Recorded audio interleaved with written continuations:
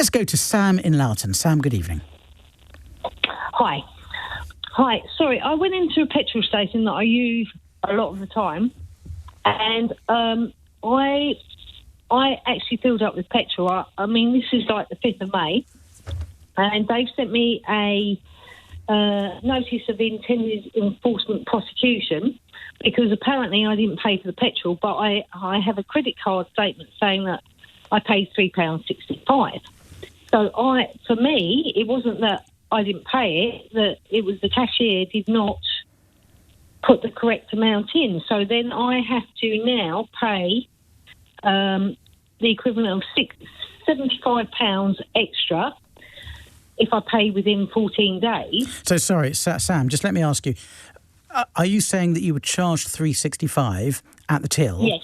But you should have been charged more, the cashier charged you for the wrong pump? Probably, yes. Did you realise that? Did you think, oh, goody, I've got away with paying less money? No, I didn't realise it at all because it's a busy petrol station. I've got a busy life. I have no... This happened on the 5th of May. I was totally unaware of it, and I go in that petrol station a lot. Yeah, so how much do you think it should have been?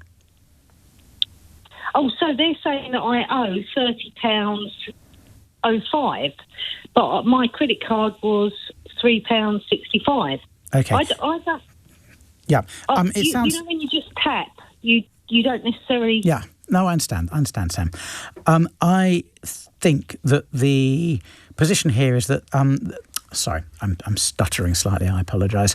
The way these things work is that when you enter into a petrol station, you enter into a contract with the garage that if you don't pay, you will agree to pay a fine on top, and they have enforcement companies that do this. Now, it's technically a criminal offence to make off without payment. They're not going after you for a criminal offence. They're saying that by driving onto the forecourt and filling up your car next to a pump which has a notice on saying if you don't pay at the forecourt, you'll have to pay this £70 fine, that means you've entered into a contract and you're contractually obliged to pay the fine.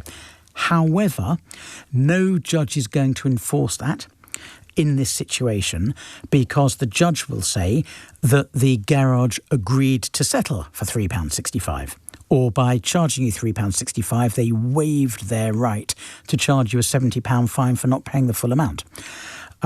It's a hiding to nothing. You're dealing with idiots at the petrol company who don't know anything about the law. Me saying that, of course, doesn't help you because it's not going to stop them hounding you.